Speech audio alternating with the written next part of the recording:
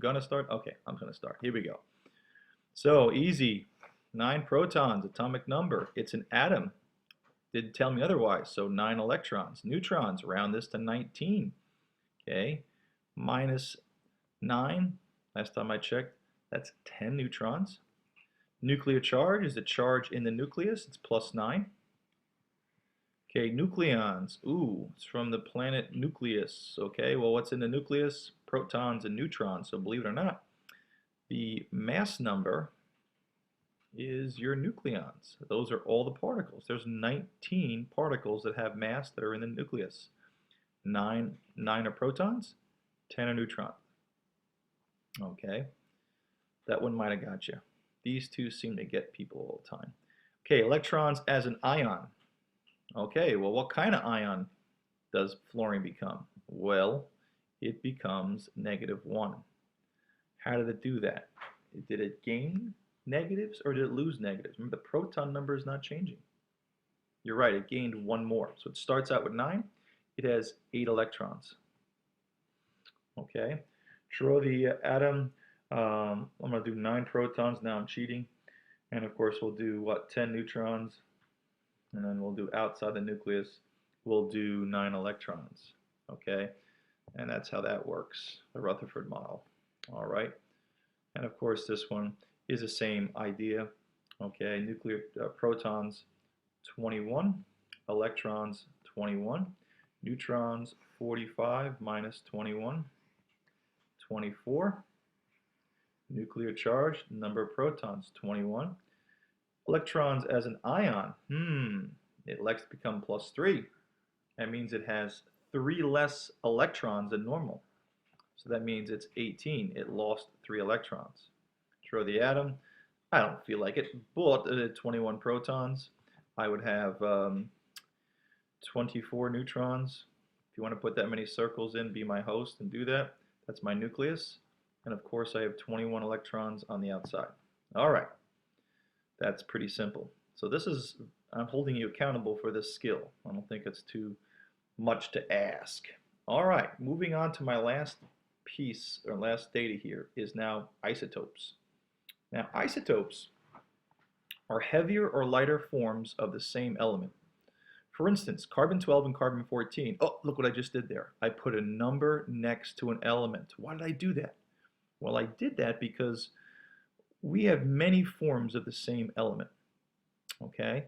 And the reason behind that is because when elements were made, probably around 3 seconds or so after the Big Bang, all the elements were made, some were given more or less neutrons for the same atom. This has the same symbol. So if you're cool, you don't write it, but if you have to, you look it up. This is a 6. Let's pretend we're all cool in this. I'm not really writing it. That's a 6 too. So to get neutrons from this carbon atom, I do 12 minus 6, like we've talked about, and I get 6 neutrons. This 14 minus 6, okay, is 8 neutrons. So this, okay, type of carbon, which we call isotope, it's the same element, iso, it means same, okay, same element, same number of protons, but different mass number, meaning different number of neutrons. So it's heavier by 2 more protons.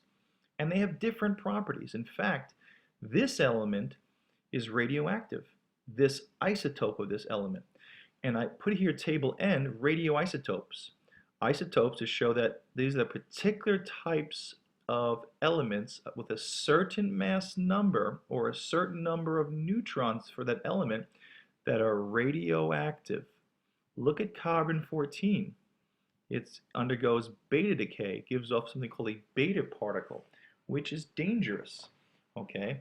However, there's so few of them in regular carbon, it doesn't really affect us. In fact, you learned about carbon dating, noting the half-life time that it takes for it to actually decay. Now, what does that mean, decay? Well, radioactivity is a way for a nucleus of an atom that's unstable. Atoms that are radioactive have a high energy nucleus that doesn't like something. Usually that something is either too many protons, think about too many protons in its way, or not enough or too few neutrons. In this case, having two more neutrons unstabilizes the nucleus and it wants to change, so it does so by emitting a beta particle. Let me show you that. We're not doing nuclear reactions in this unit, but I'm showing you where it's all tied together, because nuclear chemistry, or the discovery of radiation, was the same time that the discovery of the atom. So here's carbon-14. By itself, because it's unstable, too many neutrons, it gives off something called a beta particle, which you can look up in table O. I say it's an electron, and it looks like this: E, 0, and -1. I'm getting this particle right from table O. Okay, that's what a beta particle is.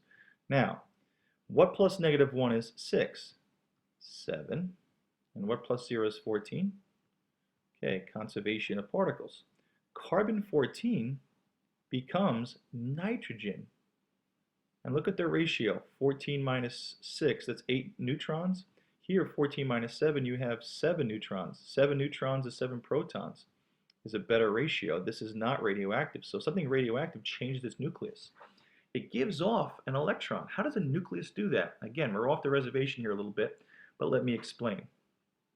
Okay, a neutron in the nucleus of carbon, there's too many neutrons, splits into an electron and into a proton.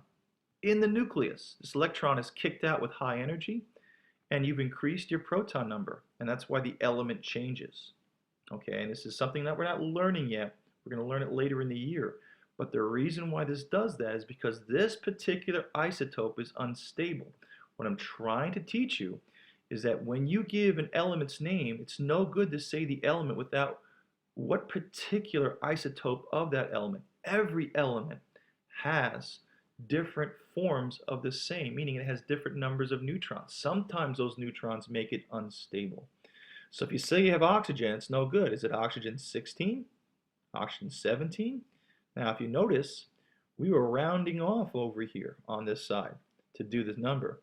Why is there actually a number here that we're not rounding? Now why is there a number listed here that's not rounded if, you know, a proton and neutron have an atomic mass of 1? Because this is an average of all the isotopic masses for each of these. We'll talk more about that. Case in point, hydrogen has 3 isotopes. We don't write the 1 because we're cool. So therefore, how many neutrons does hydrogen have? Well, that's the 1 is really here, right? I have to do it.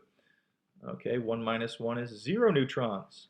2 minus 1, 1 neutron. 3 minus 1, 2 neutrons. Okay, and these are pretty safe forms of hydrogen.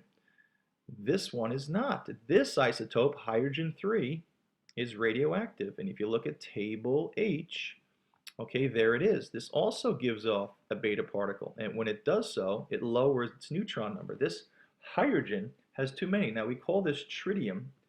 And tritium, among being in the movie Spider-Man, okay, was found on Long Island wells, water wells, next to the Brookhaven National Lab, B&L. They had a radioactive, or they had a, at one point, they had a running for many years, a nuclear reactor for the experiments, and also gave electricity to the area, and they were using water to slow down the chemical reactions. We're going to learn that fission is due to neutrons, okay, colliding into big elements, and they used water to collect and slow down the reactions, and the hydrogens in the water actually accepted these neutrons to slow the fission down so they can control the nuclear reaction. So over time, the water, the hydrogens, okay, become unstable. Okay, some of this was leaking into the area, so they had to clean the area up. But it's important to know, hey, if I have hydrogen 1, hydrogen 2, or hydrogen 3, okay, it's a good thing that most of hydrogen is H1. How do I know? Well, if I go to the periodic table, okay, let's go find that periodic table, and I look for hydrogen, okay, and I go over here, maybe over here, and I make it bigger. Look at the atomic mass hydrogen. It's 1.0079. Why?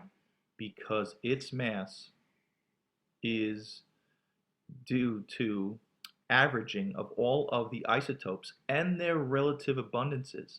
This averaging of 1, 2, and 3 should give me 2, shouldn't it?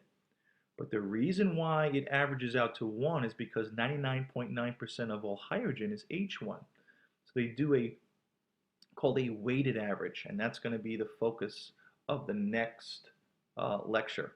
Okay,